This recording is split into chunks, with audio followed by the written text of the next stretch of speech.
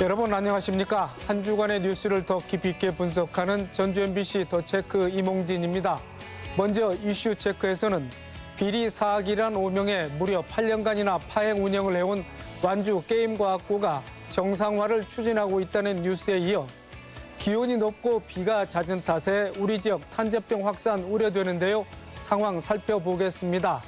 과학적인 근거가 없다는 로또 당첨번호 예측 서비스 피해가 속출하고 있습니다. 주의사항 알아봅니다. 이슈 토론에서는 일상 깊숙이 파고든 마약 범죄 실태와 예방책 토론해보는 시간 갖겠습니다. 먼저 한 주간의 이슈 살펴봅니다. 장충석 변호사 나와 있습니다. 안녕하십니까? 안녕하십니까? 자, 완주 한국게임과학고는 게임 특성화 사학인데요. 지난 8년간 비리 사학이란 오명에 파행 운영을 해왔습니다. 다행히도 정상화를 추진 중인데요. 비리 사학으로 낙인 찍게 된 전말 먼저 정리를 해주시죠. 네, 한국게임과학고등학교는 지난 2004년경에 이제 전국 최초로 설립된 그 IT 게임 산업 분야 특성화 고등학교입니다. 올해로 이제 설립된 지 20년이 되는데요.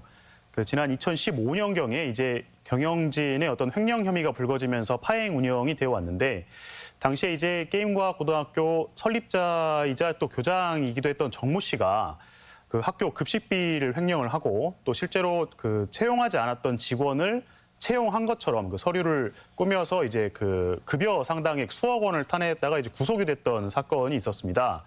당시에 이제 그 교육청에서도 그 법인 이사진에 대한 승인을 취소를 하고 이제 관선 이사를 파견을 했었는데요. 전북교육청에서 이제 그 사학 비리 관련해서 관선 이사를 파견한 최초 사례였습니다. 자, 사실 그동안 해결 기미가 보이지 않고 지지부진했었는데요. 자, 지난달 28일 교육부가 게임부의 정상화를 결정했습니다. 정상화 추진 배경 어떻게 돼 있습니까? 일단은 지금 그 결정 권한을 가지고 있던 그 사학분쟁조정심의위원회에서 지난 2018년부터 이제 게임과학고등학교 정상 심의를 시작을 했었습니다. 그런데 이제 당시에 추진 불가 결정이 났었고요. 이후로도 이제 번번이 7차례에 걸쳐서 추진 불가 결정이 계속 났었는데 그 주된 이유가 그 전임 경영진이 그 횡령액에 대해서 보전할 수 있는 방안이 부실하다. 이런 것이 주된 이유였습니다. 그런데 이번에 이제 그 법인 학교 운영 계획을 제출을 하면서 설립자가 그 설립자 소유의 땅을 처분을 해서 그 매각 대금으로 그 횡령액을 보전하는 이런 방안이 포함된 정상화 계획안을 제출을 했고 사학분쟁조정심의위원회에서 이 계획안을 받아들이면서 이제 정상화의 길로 가게 됐습니다. 네, 앞으로 학교 법인은 정의사 체제로 전환을 하게 될 텐데요. 자, 그동안에는 임시 관선 이사 파견으로 운영이 되어 와서 아무래도 학교 운영에서 좀 정상적으로 추진되지 않은 면이 있었겠죠. 그렇습니다. 이제 그동안에는 그 관선 이사라고 해서 임시 이사들이 게임과학고등학교를 이제 운영을 해 왔었는데요. 임시이사회에서 이제 그 게임과학고등학교 뭐 예결산 승인을 한다던가 교장이라든지 교수들 임명권을 행사한다던가 이런 식으로 이제 운영을 해왔습니다.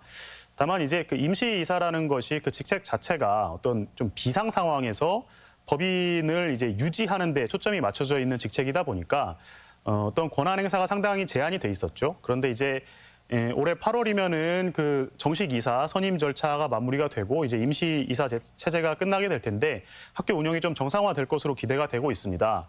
지금 무엇보다도 지금 그 게임과학고등학교에서 제일 문제가 됐던 것이 어떤 그런 재정적인 문제들이었는데 이 게임과학고등학교가 어떤 정부 보조금 같은 것들을 받지 않은 상태에 의해서 이제 운영이 되다 보니까 학생들이 그 매달 거의 뭐 100만 원이 넘는 학비를 내왔던 것으로 그렇게 알려져 있었거든요. 보통 이제 그 사립학교에서 그 재정 결함 보조금이라고 해가지고 정부 지원금을 받아서 뭐 운영비라던가 인건비 등을 충당을 하는데 이번에 이제 게임과학고등학교도 정식 이사 체제로 진행이 되면은 이런 재정 결함 보조금 같은 어떤 정부 보조금 등을 수령을 할 수 있을 것으로 보이고요. 그렇게 되면은 뭐 최소한 운영비라던가 인건비 등은 충당을 할 수 있을 것으로 그렇게 기대가 되고 있습니다. 자, 게임과학고등학교는 한때 뭐 수많은 게임 개발자와 e스포츠 선수들을 배출해온 곳이었습니다. 자, 지금은 학생이나 교사 수가 설립 초기에 비해서 많이 줄어들긴 했는데 자, 이번 정상화 추진을 계기로 학교가 재도약을 할 수 있을지 뭐 관심이 모아지고 있습니다. 일단 그 한국게임과학고등학교가 전국 최초로 설립됐다라는 어떤 그런 위상이 있고요. 역사도 오래됐고 현재도 그 경기도 이남 지역에서는 이런 게임 관련 특성화 고등학교로는 유일하게 있는 그런 상황입니다. 뭐 유명 프로게이머도 많이 배출을 했고 뭐 지금도 학교 게임 팀들이 여러 대회에서 수상도 하고 있는 그런 상황이고요. 그리고 게임뿐만 아니고 뭐 컴퓨터 프로그래밍이라든지 뭐 그래픽 디자인이라든지 사운드라든지 여러 분야 전공들에서 뭐 전국 기능경진대회 등에서 수상도 하는 그런 위상이 있기 때문에 이번 정상화 조치를 통해서 어떤 이런 위상들을 좀 회복할 수 있는 그런 계기가 될 것으로 기대가 되고 있습니다. 네, 그렇습니다. 자, 다음 이슈로 넘어갑니다. 자, 해마다 이맘때쯤 농가를 찾아오는 불청객이 있는데요. 바로 탄저병입니다. 현재 전북 남북 지역에서 복숭아 탄저병이 발생했는데요. 어떤 전염병이고 어떤 상황인지 좀 정리를 해주시죠. 그 복숭아에서 이제 많이 발생하는 질병이 세 가지가 있는데요. 그 중에 한 가지가 이제 복숭아 탄저병입니다. 이 탄저균에 의해서 발생하는 과수 전염병이라고 할 수 있는데, 탄저병이 발생을 하면은 그 열매의 표면 부분에 아주 짙은 갈색으로 반점이 생기고 이 부분이 또 움푹 파이게 되는데요. 대개 이제 그 병이 발생한 열매들이 가지에 맺힌 상태에서 말라버리는데 뭐 비가 내리거나 바람이 불게 되면은 탄저균의 포자가 퍼지게 되면서 다른 열매들로 전염이 되는 이 전염병입니다. 지금 전라남도에 있는 복숭아 주산지에서 현재 지금 이 탄저병이 많이 확산되고 있는 그런 상황입니다. 네, 특히 복숭아 탄저병의 경우에는 매년 6, 7월경 열매 성숙기에 비가 온 뒤에 습도가 높은 환경에서 발생하는데요. 자, 올해는 예년보다 20일가량 빨리 발생했다고 합니다. 그 이유는 무엇입니까? 그러니까 이제 이맘때쯤 되면은 복숭아가 커지고 수확기가 다가오게 되는데 이때 이제 비가 많이 내리게 되면은 이제 습도가 높은 환경이 조성이 되고 이때 이제 복숭아 탄저병이 많이 발생을 한다고 합니다. 그러니까 높은 습도가 탄저병 발생의 하나의 요인이 되는 것이죠. 그런데 올해에 그 전라남도 이 복숭아 주산지 지역들의 지금 강수량이 평년에 비해서 거의 2배가량 되는 그런 상황이기도 하고 최고 기온도 평년에 비해서 뭐 8도 이상 높은 그런 상황이라고 합니다. 이렇게 고온하고 다습한 상황이 조성이 되다 보니까 복숭아 탄저병이 좀 예년에 비해서 빨리 좀 확산이 되고 있는 그런 상황입니다. 네, 그런가 하면 충청권에서 발생한 과수화상병이 지난달 18일 무주에서 발병을 했습니다. 자, 과수화상병은 치료약이 없어서 한번 발생하면 나무를 베어서 모두 태우거나 땅에 묻어야 할 정도로 치명적인데, 자, 현재 확산세는 어떻습니까? 지금 충청권에서 이 과수 화상병이 확산이 되고 있고요. 뭐 피해 면적이 보고된 것이 20헥타르가량 되는 것으로 알려져 있습니다. 말씀하신 대로 지금 전북 무주 지역에서도 이 과수 화상병 발생이 보고가 됐는데 다행히 뭐 아직 그 확산세는 없는 것으로 알려져 있습니다. 이게 이제 말씀하신 대로 과수 화상병이 발생을 하면 나무를 이제 전부 베어내서 또 태워가지고 메모를 해야 되는 그런 상황인데요. 치료제가 없다 보니까. 또 그렇게 과수 화상병이 발생한 토지는 향후 2, 3년간은 뭐 사과라든지 배 같은 이런 과수 화상병 취약 작물들을 또 심을 수 없도록 하고 있기 때문에 피해가 상당히 커지는 어떤 그런 상황입니다. 아직 도내에서는 이 확산세가 보고가 되고 있지는 않은데 언제든지 이게 확산세가 퍼질 수 있기 때문에 주의가 필요할 것 같습니다. 네. 자, 복숭아 탄저병과 과수 화상병. 자, 매년 피해가 반복되고 있는데요. 예방책과 농가 지원책은 어떻습니까? 이게 이제 복숭아 탄저병도 그렇고 과수 화상병도 그렇고 전문가들은 그 예방 관찰이 최선이다라고 입을 모아서 얘기를 하고 있습니다. 그래서 조금이라도 이런 발병의 증세가 보인다고 하면은 즉각 신고를 하는 것이 필요하다고 이야기를 하고 있고요. 그리고 이제 이 발병을 했을 때 피해가 발생을 했을 때 이 손실 보상을 해주고 있기는 한데 이 금액이 좀 충분하지 않다고도 알려져 있고. 그리고 이 화상병 같은 경우에는 그 해당 토지에 또 2년간은 뭐 사과나 배 같은 과수를 심을 수 없기 때문에 이런 부분까지 감안을 하면은 지금 이 손실보상 금액이 좀 충분하지 않다 이런 지적들도 나오고 있습니다. 네, 알겠습니다. 자, 마지막 이슈 살펴보겠습니다. 요즘 이런 문자가 덜어 발송되고 있습니다. 로또 당첨을 보장하는 번호를 제공하는 메시지인데요. 자, 이게 금전적인 피해를 입히고 있지요? 저도 지금 그런 문자를 받아본 적이 있는데요. 그러니까 이제 그 업체에서 로또 당첨 번호를 예측할 수 있는 프로그램을 개발을 했으니까 뭐 일정 기간 동안 예측 번호를 제공해 주면은 이제 돈을 내라 이런 광고입니다. 주로 전화로 모집을 하는 사례가 많은 것 같은데 이용료로 적게는 10만 원에서 많게는 1,000만 원까지 받은 그런 사례들이 있는 것으로 알려져 있고 매년 지금 피해 금액이 굉장히 크게 늘어나고 있는 것으로 알려져 있습니다. 네, 로또 당첨 번호 예측 서비스와 관련해서 소비자원에 접수된 구제 신청건이 많은데요. 자, 유형별로는 어떻게 분류되어 있습니까? 지금 소비자원에서 최근 5년간 이 로또 당첨번호 예측 서비스 관련해가지고 지금 피해 구제 신청 건수가 1,917건이라고 합니다. 이것도 지금 최근 들어서 급격하게 늘어나고 있는 추세인데 그 피해 유형별로 보면은 계약 해제를 요청을 했는데 이용료를 반환해주지 않거나 아니면은 뭐 과다한 위약금을 요구를 하는 그런 사례들이 가장 많은 것으로 보고가 되고 있고요. 그리고 이제 이 번호로 당첨이 되지 않았을 때 이용료를 환불해주겠다 이렇게 약속을 했는데 실제로는 그 약속을 이행하지 않는 그런 사례들이 많은 것으로 알려져 있습니다. 이게 이제 소비자원의 피해 구제 신청을 한 사례 중에서 한 절반 정도는 사업주 측에서 아예 협의에 응하지 않거나 아니면은 이제 연락 자체가 닿지 않는 경우들이 있다고 하고요. 나머지 사례들은 일부 금액을 주고 협의를 하는 뭐 그런 사례들도 있는데 갈수록 사업주들이 연락 자체를 거절하는 이런 경우들이 늘고 있다고 합니다. 네. 자, 인공지능 장비를 활용해서 번호를 뽑는다고 하니까 혹하는 경우가 많습니다만은 이게 과학적 근거가 없다는 거 아니겠습니까? 자, 이런 경우 사기죄에 해당하는 겁니까? 어떻습니까? 이게 이제 그 로또 당첨 번호를 미리 알 수 있는 AI 프로그램이 진짜 개발이 됐다면 제가 개발자라면 저만 알고 싶을 것 같습니다. 실제 이런 류의 서비스들은 대부분 보면은 그 사업체에서 사업주들이 그냥 의무적으로 선정한 번호를 발송을 해줄 뿐이지 실제로 어떤 과학적인 근거는 전혀 없는 상황이라고 할 수 있고요.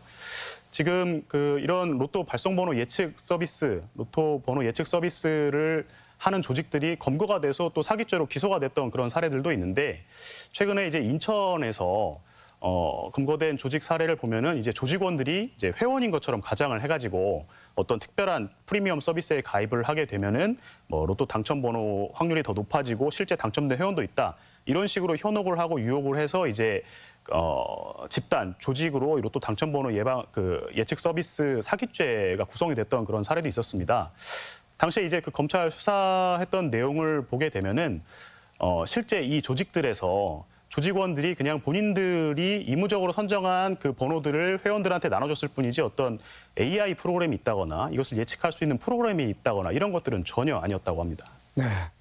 얼마 전 주식 리딩방도 그렇고 이번 복권 당첨번호 예측 서비스도 그렇습니다만은 서민들을 울리는 신종 사기 수법이 아닌가 합니다.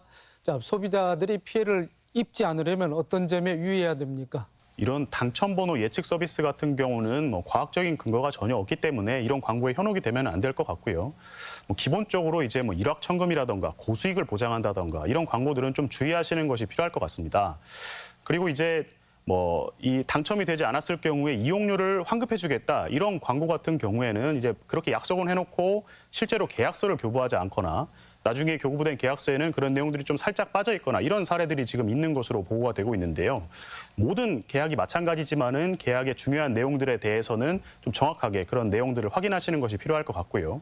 그리고 실제로 이제 그런 피해를 내가 입은 것 같다라고 생각이 되시면은 어떤 뭐 녹취라든지 문자 메시지 같은 그런 증거 자료들을 좀 확보해 놓으시는 것이 필요할 것 같고 계약 해제 요청 같은 것들을 하실 때는 말로 하시는 것보다는 좀 서면으로 뭐 내용 증명 요청 같들을 발송을 해서 좀 적극적으로 대처하시는 것이 필요할 것 같습니다. 네. 자, 이번 주 이슈 점검과 전망 지금까지 장충석 변호사였습니다. 수고 많으셨습니다. 감사합니다.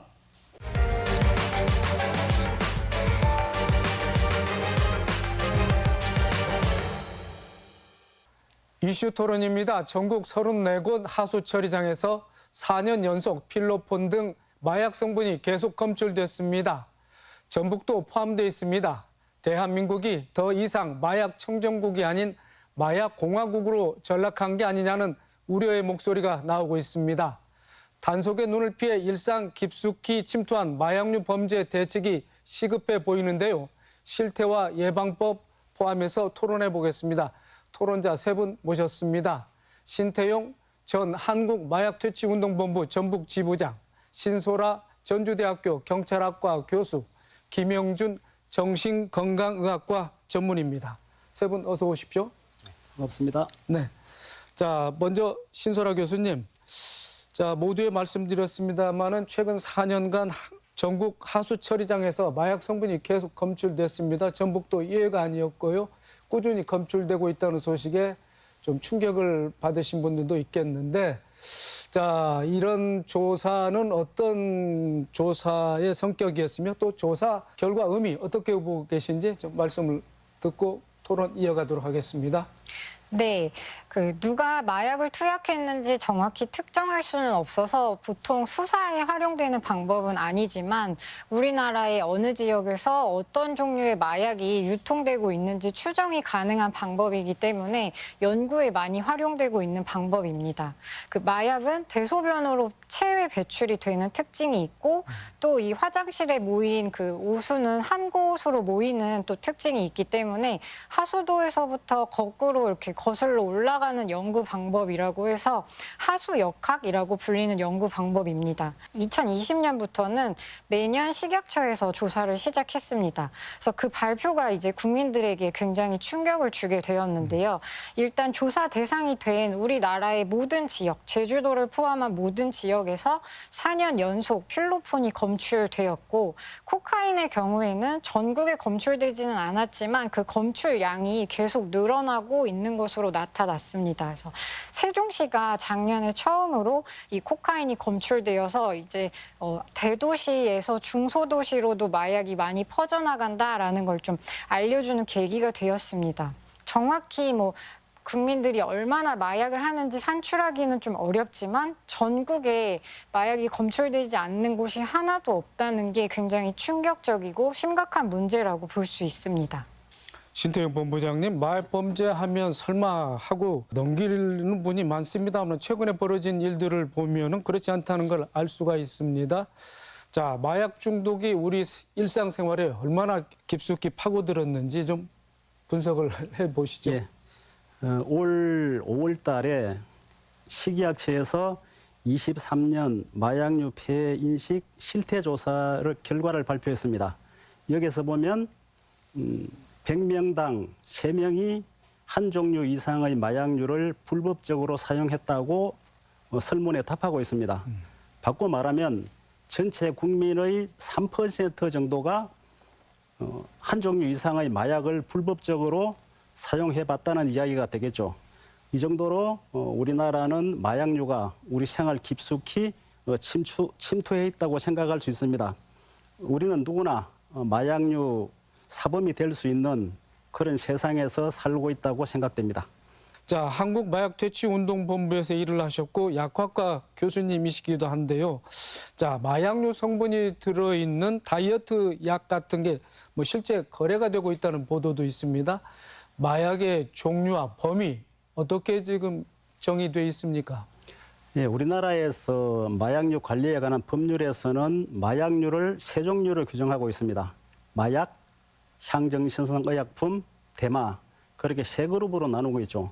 그런데 청소년들이 많이 사용하는 식욕 억제제나 아니면 공부 잘하는 약으로 알려져 있는 ADHD 치료제 같은 경우는 굉장히 많이 암거래되고 있는 거죠. 다이어트 약의 경우 16세 이하는 처방이 되지 않습니다. 의사의 처방을 받을 수 없기 때문에 대리 처방을 받든지 아니면 인터넷에서 구입하게 되는 거죠. 이런 대리 처방을 받든지 인터넷에서 구입하게 되는 경우는 다 범죄 행위에 해당되고 마약류 사범이 될 수 있습니다. 자, 김영준 원장님, 예전에는 마약하면 일부 연예인이나 재벌가 자녀들이 투약하면서 사회적 문제가 되기도 했는데 지금은 주부나 학생들까지 이제 평범한 사람들까지도 마약 범죄 연루가 되는 경우가 적지 않습니다. 자, 이처럼 마약 범죄가 증가하는 이유 무엇이라고 보십니까? 네, 좀 크게 한 3가지 정도로 정리를 해볼 수 있을 것 같은데요. 첫 번째가 지금 우리나라의 정신건강 문제가 굉장히 심각하게 대두되고 있다라고 볼 수 있는데 익히 알려진 것처럼 OECD 국가에서 자살률 부동의 1위를 수년째 하고 있고 또 실제로 코로나 이후로 국민건강보험공단 질병 통계를 보면 최근 몇 년 사이 급격하게 우울, 불안과 같은 정신건강 문제 환자들이 급격하게 늘어나고 있습니다. 또 특히 이제 저도 진료실에서 느끼는 부분들인데 20대, 30대 이런 젊은 또 청소년들의 정신건강 문제가 그렇게 악화되면서 실제로 그분들이 어떤 우울증을 치료받거나 불안증을 치료받거나 하는 경우들이 많이 있고 이렇게 좀 전체적으로 국가적인 분위기 또 사회적인 분위기에서 좀 그 오랫동안 경기 침체라든지 또 경제적 어려움 이런 것들이 좀 정신 건강의 문제로 드러나고 있고 이런 정신 건강의 문제가 심각해지는 것들이 마약의 또 사용이나 범죄가 늘어나고 있는 거와 일맥상통한다 이렇게 좀 볼 수 있을 것 같고요. 두 번째 정도로 또 생각할 수 있는 거는 마약에 대한 접근성이 굉장히 쉬워졌다고 볼 수가 있습니다. 과거에는 아주 비밀스러운 루트를 통해서 공급이 이루어지거나 좀 이런 게 있었는데 최근에는 뭐 그 해외망까지 뽑아 있는 SNS라든지 또 해외 직거래, 국내 직거래 이런 식으로 좀 이루어지기도 하고요. 그래서 또 좀 한국인들이 어떤 외국에 나가서 어떤 서구권에 좀 마약에 조금 더 허용이 되고 있는 나라들을 오고 가는 횟수도 늘어나고 또 한국을 방문하는 외국인이 늘어나고 이런 것들도 어떤 마약에 대한 노출이 굉장히 늘어나고 있는 원인이 되고 있지 않나 생각하고요. 세 번째는 좀 신종 마약 문제인데 과거에는 이렇게 뭐 필로폰이나 코카인 같은 경우에는 누가 봐도 마약처럼 보이고 또 관리나 이런 뭐 유통이 하기 굉장히 좀 까다롭고 어려운 거였는데 최근에 나온 신종 마약 특히 뭐 대마초, 쿠키나 사탕처럼 눈으로 봐서는 이게 마약인지 구분이 안 되는 그런 것들도 있거나 또 메스암페타민이나 엑스터시 같은 그런 신종 마약들은 일반 의약품 모양하고 구분이 안 되거든요. 그러다 보니까 훨씬 더 보관, 유통, 뭐 구입 이런 것들이 좀 수월해진 측면들 이런 부분들이 마약의 어떤 문제들을 더 심각하게 만들고 있는 게 아닌가 이렇게 생각이 듭니다. 네. 아무튼 뭐 합법적이든 그렇지 않든 불법적이든 마약 유통이 심각한 상황인데 자 아시다시피 마약은 한 번만 이걸 흡입하더라도 영구적인 뭐 뇌 손상을 일으키거나 또 정신적인 질환을 초래한다고 들었습니다. 자 마약으로 인한 폐해 또 주된 증상 어떻게 나와 있습니까? 네, 사실 그 사용한 마약의 종류나 양, 또 사용 기간, 또 그 사용한 사람의 또 체질적인 문제나 어떤 생물학적인 조건에 따라서 다양하게 나타날 수는 있지만 보편적으로 이제 마약을 사용하게 되면 이제 첫 번째로 이제 정신 뇌에 영향을 미쳐서 정신 건강에 영향을 주게 되는데요. 가장 문제가 되는 것들은 이제 저희들 입장에서 볼 때는 이제 환각이라든지 망상과 같은 정신증적인 정신질환을 유발할 수가 있겠다는 거고 또 뭐 우울, 불안, 조울증과 같은 기분 장애도 흔히 많이 동반되어 나타납니다. 또 이제 아까 뭐 사회자께서 말씀하신 것처럼 어떤 좀 과도한 사용이라든지 반복 사용이 되면 뇌세포가 영구적으로 파괴돼서 치매 문제, 조기 치매라든지 또 선망증 같은 신경 인지 장애를 유발하는 경우도 흔히 있고 이건 한번 손상된 뇌세포는 돌아오지 않기 때문에 치명적인 결과를 가져올 수도 있습니다. 이런 정신건강적인 문제뿐만 아니라 마약은 정말 수많은 질환들의 원인이 되는데요. 또 신체 질환으로 봤을 때는 뭐 코카인처럼 코로 흡입하는 그러한 그 마약 종류 같은 경우에는 코에 천공이 생긴다거나 마약이 지나가는 기도나 폐 이런 쪽에서 손상을 일으키고 복용하는 약물들 같은 경우는 위나 뭐 식도 이런 곳에서 유출혈 또 유궤양 이런 걸 하기도 합니다. 또 가장 또 심각한 문제 중에 하나가 그 필로폰 같은 건 주사제를 통해서 이렇게 맞게 되는데 그걸 무분별하게 서로 남용해서 쓰게 되거든요. 그러면 비형 간염이나 C형 간염 같은 치명적인 바이러스 질환에 노출되어지는 경우도 있고요. 이런 경우들이 결국은 죽음에까지 이르게 되는 그런 경우도 많이 있습니다. 그리고 가장 큰 문제는 반복적이고 과도한 사용을 하게 되면 마약 자체가 갖고 있는 독성 때문에 급성 중독에 빠져서 뭐 심장마비라든지 호흡부전으로 사망하는 경우도 흔히 볼 수 있다고 볼 수 있습니다. 네, 그렇군요. 자, 신설아 교수님. 자, 전북 지역에서도 마약류 범죄 사건이 증가하고 있다고 합니다. 뭐 직접 투약하는 경우도 있고 몰래 먹이는 뭐 범죄도 있다고 하는데 자, 전북 지역 마약류 범죄 얼마나 발생하고 또 어떤 유형들이 있는지 좀 말씀을 해 주시죠. 예, 그 전북 지역에서도 앞서 말씀드린 하수 처리장 그 마약 검출이 꾸준히 그 나오고 있는 걸로 나타나고 마약 사범의 수도 해마다 증가하는 것으로 나타나고 있습니다. 그 전북 경찰청의 통계에 따르면 이 최근 마약 사범 수는 2023년 335명.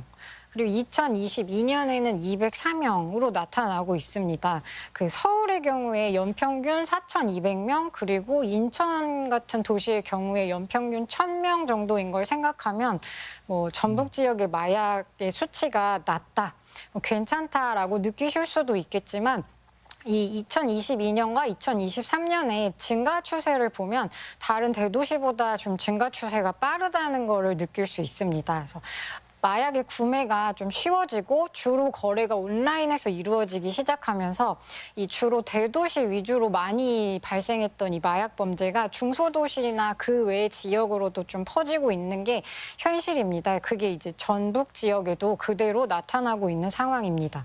근데 일단 공개된 공식 통계 수치가 좀 낮은 편이기 때문에 전북 지역이 대한민국 안에서는 그래도 마약의 청정 지역이다라는 말을 이제 가끔 들어보신 적이 있으실 텐데요. 사실 이 전북 지역이 마약의 청정 지역이라고 알려진 게 오히려 좀 더 부정적인 그 영향을 주어서 이 외국에서 우리나라의 마약을 유통하기 위해 밀반입하는 시도가 이 전북 지역에 있는 항구인 군산항이나 군산에 있는 그 비행장을 통해서 많이 시도되고 있는 현실입니다. 그래서 얼마 전엔 군산 비행장에서 그 2만여 명이 투약할 수 있는 필로폰이 태국인으로부터 이렇게 밀반입되었다가 발각된 사건도 있었을 정도로 이 외국인에게 대한민국 자체도 이 마약이 거점으로 지나가기에 좋은 나라로 알려져 있는데 그중에서도 전북 지역이 좀 손쉽게 마약을 유통하기 좋은 곳으로 알려지는 오히려 그런 부정적인 효과도 나타나고 있습니다. 그래서 그 2년 전 있었던 유명했던 그 익산의 내기골프 사건만 생각하더라도 이제는 직접 투약하는 게 아니라 누군가가 이제 나도 모르게 내가 먹는 무언가에 마약을 타서 또 마약을 투약하게 될 수도 있는 것까지도 생각해야 되는 그런 상황에 처해 있습니다.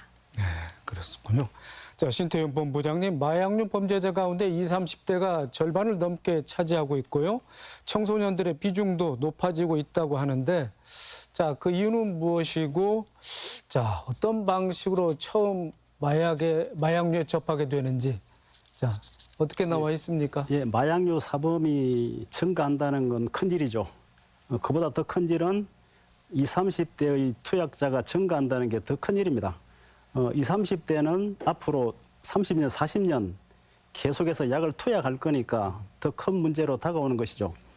20, 30대의 마약류 사범이 증가하게 된 이유는 다양합니다. 앞쪽에서 우리 김영준 원장님께서 일부를 말씀하셨는데 그 부분은 빼고 말씀드리겠습니다. 가장 큰 원인이 우리가 코로나를 겪으면서 실내에 거주하는 시간이 많아졌어요. 그러면서 20, 30대는 이 컴퓨터에 익숙한 세대들이니까 인터넷이나 SNS나 뭐 텔레그램이나 다크앱 이런 데 접속을 시도하게 되고 접속해서 호기심으로 마약을 검색하게 되고 그렇게 해서 구입해서 투약하는 그런 경우가 굉장히 많이 급증했던 거죠. 또 다른 하나의 이유는 그동안 우리가 마약 청정국이라는 그런 미션에 빠져가지고 예방교육이나 홍보 이것들을 등한시했고 또 중독자의 그 치료와 재활을 등한시했던 것도 하나의 원인이라고 생각할 수 있습니다. 또 20, 30대의 경우는 의료용 마약류를 남용하는 경우들이 굉장히 많이 있는 거죠. 진통제인 펜타닐이나 아니면 ADHD 치료제인 메틸페니데이트 같은 경우를 의료용으로 사용하지 않고 다른 목적으로 사용하는 그런 경우들이 굉장히 많아진 거죠. 이런 다양한 이유로 인해서 20, 30대의 마약류 사범이 급격하게 증가하게 되었다고 생각을 합니다. 네. 또 김영준 원장님, 마약 중독이나 알코올 중독에 쉽게 빠져드는 뭐 사람들이 따로 있을까요? 중독에 취약한 뭐 어떤 성향, 그다음에 그 원인은 어떻게 분석되고 있습니까? 그 사실 이제 뭐 알코올 중독이나 게임 같은 경우에는 중독자가 아니면서도 즐기는 사람들이 꽤 있어요. 그래서 이제 뭐 다 중독을 100% 일으키는 건 아니지만 사실 마약이나 이런 거 향정신성 의약품으로 좀 분류되어 있는 것들은 알코올과 게임과 같은 것보다는 훨씬 더 강력한 효과들 때문에 반복적으로 또 많은 양을 노출하게 되면 많은 사람들이 그냥 중독이 되는 경향들이 있습니다. 하지만 정신의학에서는 좀 중독을 이렇게 빠지는 사람들의 성향을 한 2가지 정도로 분류를 해서 설명을 하고 있는데요. 첫 번째가 좀 자극 추구형입니다. 성격적이거나 기질적인 면에서 새로운 자극을 좋아하고 또 호기심이 많고 겁이 없고 이런 유형들을 말하는데 이런 분들이 이런 기질들을 해결하기 위해서 뭐 익스트림 스포츠라든지 뭐 좀 더 도전적인 일에 도전을 해서 자기를 개발한다든지 이런 식으로 건전하게 푸는 경우도 있지만 이런 분들이 좀 새로운 자극, 호기심 이런 것 때문에 자극적인 마약에 노출되는 좀 확률이 좀 높다. 특히 이제 그 필로폰이라든지 코카인, 암페타민 또 뭐 엑스터시 같은 이런 뇌를 자극하는 물질에 좀 더 쉽게 노출되는 경향이 있다라고 보고 있고요.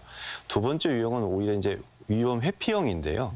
살아가면서 조금씩 좀 작은 스트레스라든지 어떤 심리적인 자극을 받을 때 거기에 좀 너무 지나치게 민감하게 되고 부정적인 감정을 많이 느끼는 사람들이 너무 불편하고 불안하니까 그걸 회피하기 위해서 약물을 사용하는데요. 이런 분들은 좀 이렇게 뇌를 자극하는 그런 마약 종류보다는 알코올이라든지 또 수면제, 향정신성 의약품처럼 진정 효과가 있는 약물에 쉽게 노출되는 경향이 있다. 이렇게 두 가지 유형으로 좀 나눠볼 수 있습니다.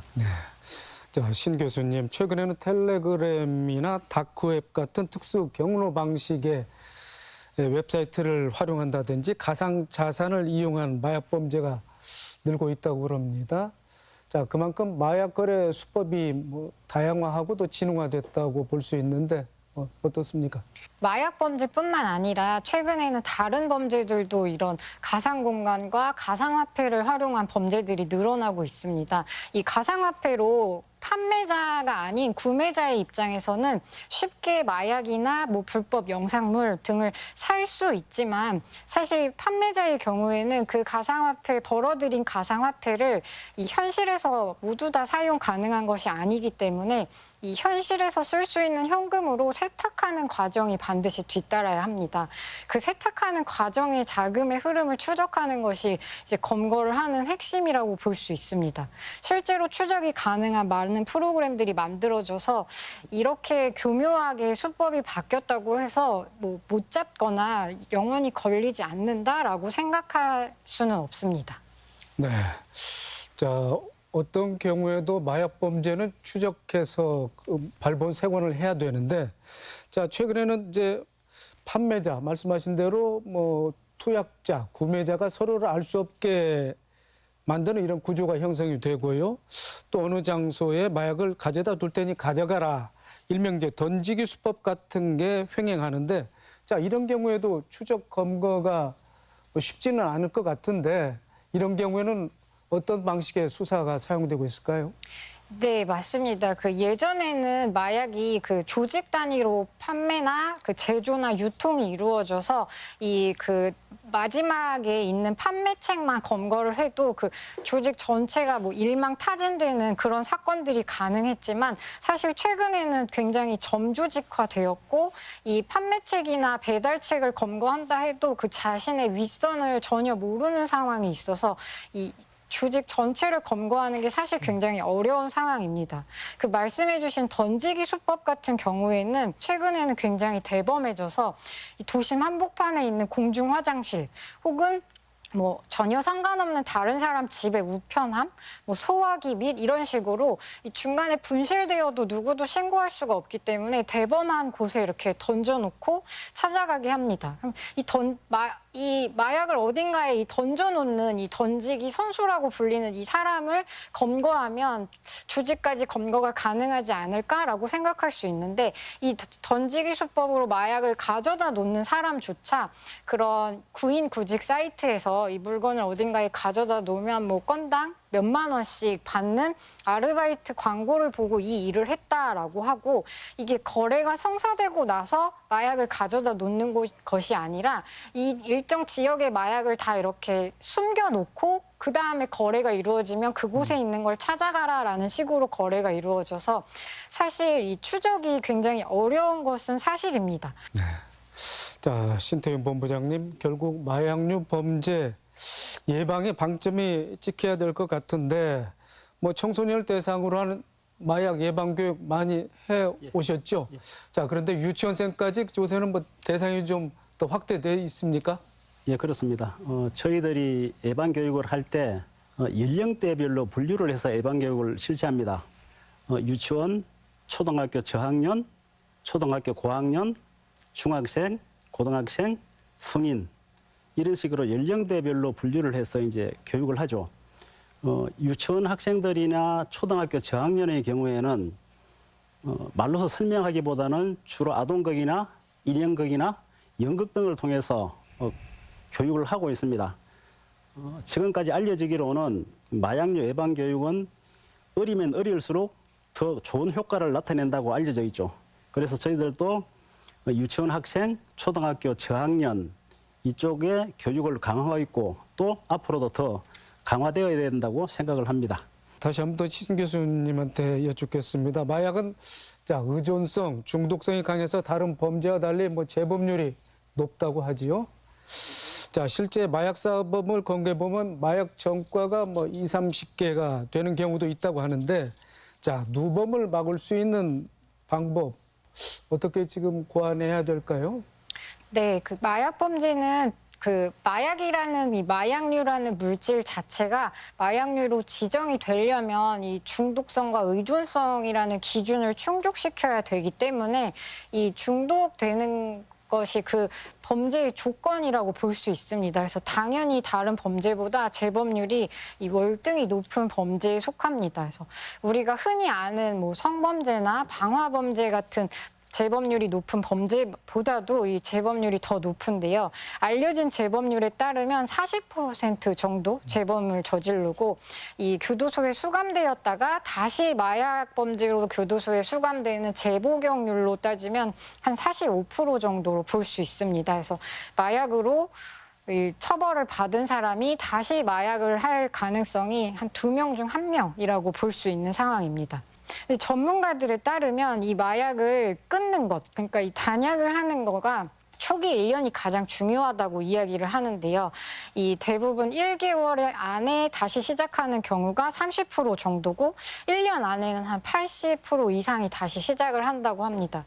근데 이 실제로 단약에 성공한 사람들의 진술에 따르면 이 혼자 힘으로는 너무 어렵고 혼자 힘으로는 굉장히 많이 시도했으나 실패를 하고 이런 시설이나 전문가, 가족 이런 도움을 받는 것이 굉장히 중요하다라고 이야기를 하고 있습니다. 그래서 이 마약을 한 사람들이 다시 마약을 하지 않게 하는 게 바로 이 마약 범죄율을 낮추는 방법인데요.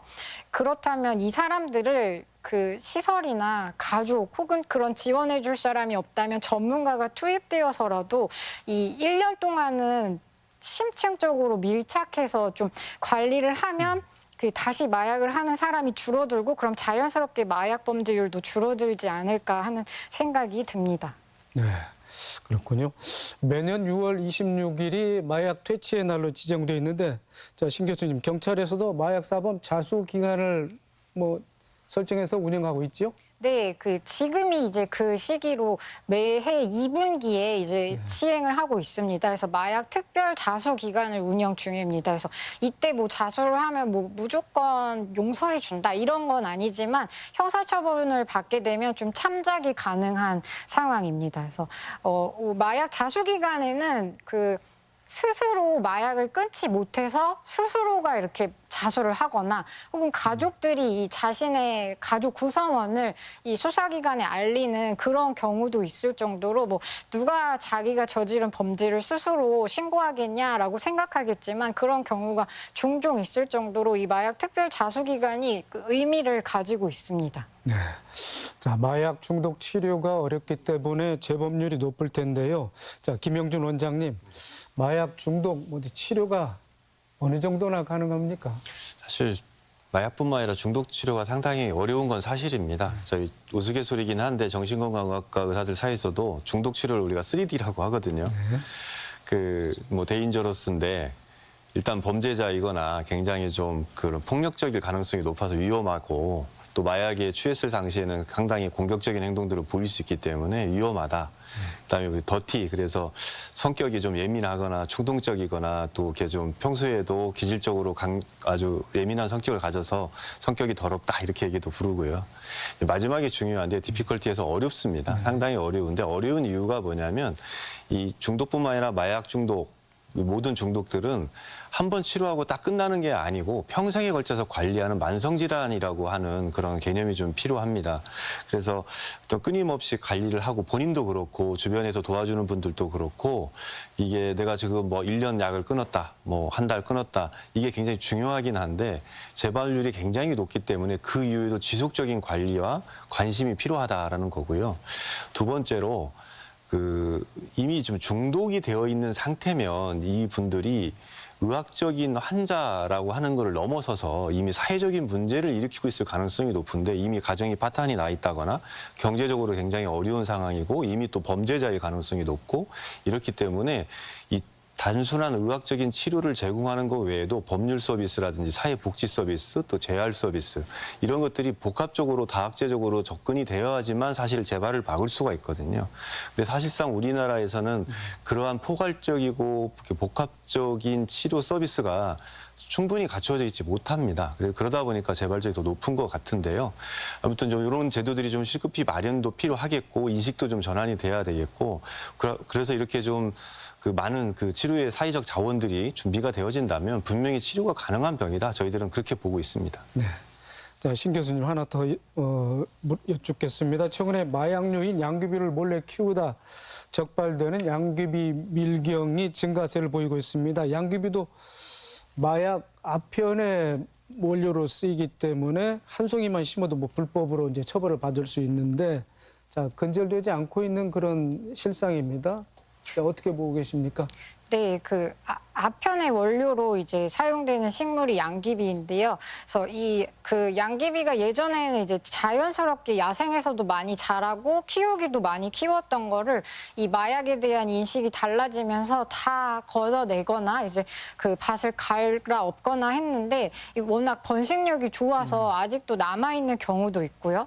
그리고 이 꽃이 그 마약류를 포함하고 있어서 다 없애기에는 꽃이 너무 이뻐서 이제 계량을 거쳐서 마약 성분이 없는 양귀비를 이제 많이 보급을 해서 오히려 더 구분이 어려워진 상황입니다. 그래서 지금 그렇게 발견되는 경우는 대부분 모르시고 그 지방 지역에 계시는 할머니 할아버지들이 뭐 태어날 때부터 마당에 있었던 꽃이다. 뭐 배 아프면 이파리 뜯어서 이렇게 먹으면 배가 나았더라 하는 그런 말씀을 하시는 경우도 있는데 항공 촬영으로 이런 경우엔 많이 단속을 해서 없앴고 또 마을회관 같은데 그런 교육을 많이 시켜서 지금은 대부분 그 농촌에 계신 분들도 이것이 키우면 안 되는 작물이라는 걸 모르시지 않고 대부분은 알고 계십니다. 그래서 최근에는 그런 한적한 곳에 뭐 일부러 키우는 곳에서 씨가 퍼져 나왔을 가능성도 있고 하지만 이 모르고 키웠다고 해서 죄가 안 되는 것은 아닙니다. 그래서 모르고 키웠다고 해도 이 양귀비 재배는 처벌을 받게 되기 때문에 이제 본인의 집 근처에 그런 양귀비 꽃이 있다면 이 어떤 건지 경찰에 신고해서 확인하거나 그런 과정을 거치는 게 더 안전할 것 같습니다. 네, 알겠습니다. 자, 오늘 토론을 마쳐야 할 시간이 거의 다 된 것 같습니다. 패널 여러분의 마무리 발언 듣고 이 시간 마치도록 하겠습니다. 먼저 김 원장님. 네. 현재 좀 뭐 마약에 접하지 않고 중독자가 아닌 분들은 이제 절대 가까이 가면 안 되겠죠. 사실 본인이 갖고 있는 여러 가지 정신적 어려움 이런 것들이 결코 마약은 해결책이 될 수가 없습니다. 마약을 손대는 순간 이미 삶을 파괴된 것이고 정상적인 삶을 살아갈 수가 없기 때문에 절대 접근하면 안 되겠고요. 현재 마약의 중독자이거나 마약의 문제를 갖고 있는 분들은 분명히 좀 용기를 내서 도움을 청하는 게 필요합니다. 마약에서 벗어나기 위한 것은 혼자만의 의지로는 굉장히 어렵거든요. 그 자체가 중독 질환이기 때문에 그렇습니다. 그래서 본인 스스로가 도움을 청했을 때 사회나든지 가족 또 주변의 여러 가지 서비스들이 그걸 돕고 또 안전한 삶으로 돌아올 수 있도록 할 수 있는 그러한 기회가 충분히 있으니까요. 그렇게 좀 용기를 내시기를 부탁드립니다. 신설아 교수님. 네, 그 최근에 그 마약 범죄 자체가 증가하는 것보다 더 심각한 부분은 청소년들의 그 마약 사범이 증가하고 있고 그 속도가 매우 가파르다는 것입니다. 그래서 이들이 이제 앞으로 성인이 되어서도 마약 사범이 된다는 것을 생각하면 지금 이제 앞으로의 한 5년, 10년, 짧으면 몇 년이 이 우리나라가 마약에 어떻게 대처하는 국가가 될지에 대한 골든 타임이라고 볼 수 있습니다. 그래서 이 청소년들에게 마약 교육은 수단과 방법을 가리지 않고 이 처벌 강화와 교육 강화를 통해서 예방을 시키도록 해야 하고 이 만약이라도 자녀나 주변의 청소년이 마약을 접하게 되었다면 알리지 않고 쉬쉬하고 이렇게 해결하려고 하기보다는 빠르게 도움을 요청하는 편이 오히려 더 장기적으로 보면 안전하다라고 볼 수 있습니다. 그래서 많은 교육 프로그램이 더 개발되고 해서 청소년 마약만큼은 지금 빨리 예방할 수 있었으면 좋겠습니다. 네, 마지막으로 신태영 본부장님. 예, 마약류 중독에서 벗어나는 일은 굉장히 어려운 일입니다. 중독이 심할 경우에는 병원 치료를 받아야 되겠죠. 그렇지만 우리의 관심이 또 배려가 중독자들이 중독에서 벗어나는데 큰 도움이 될 수 있습니다. 그 중독자를 배려하는 것, 관심 가져주는 것, 이런 것들이 굉장히 중요한데 우리 주위에 만약에 마약류 중독자가 있다면 손가락질하지 말고 편견 가지지 말고 그냥 평범한 이웃으로 봐주면 좋겠습니다. 만약에 중독자가 있다면 누군가의 훌륭한 남편, 누군가의 좋은 아빠, 누군가의 착한 아들 이렇게 생각해 주시고 관심과 배려를 가져주시면 좋겠습니다. 그것이 중독자들이 중독에서 벗어나는데 큰 도움이 될 수 있습니다. 마약류 관리에 관한 법률에서는 우리 국민들이 마약류 중독자를 위해서 어떤 일을 해야 되는가를 명시하고 있습니다. 국민은 마약류 중독자에 대하여 치료의 대상으로 인식하고 건강한 사회 구성원으로 자립할 수 있도록 협조해야 한다라고 규정하고 있습니다. 저희 마약퇴치운동본부는 마약으로 고통받는 사람이 없는 세상을 꿈꿉니다. 특히 우리의 다음 세대가 마약으로 고통받는 그런 사람이 없는 세상이 오기를 희망합니다. 많은 관심과 또 배려를 해주시면 좋겠습니다. 감사합니다. 네. 자, 오늘 세 분 토론해 주시느라 대단히 수고 많으셨습니다. 흔히 마약은 종착역이 없다라고 합니다. 누구도 중독되기 위해 투약하는 경우는 없을 텐데요. 그래서 조절 가능하다, 나는 끊을 수 있다고 확신하면서 호기심으로 접하는 사례가 많다고 합니다. 하지만 모든 약물에는 내성이 있고 특히 마약은 금단 증상이라는 무서운 부작용이 있기에 한번 손대면 비극적 종말을 자초하게 되는데요. 마약에 대한 경각심이 더욱 요구되고 있습니다. 더 체크 오늘 순서 여기서 마칩니다. 시청해 주신 여러분 고맙습니다.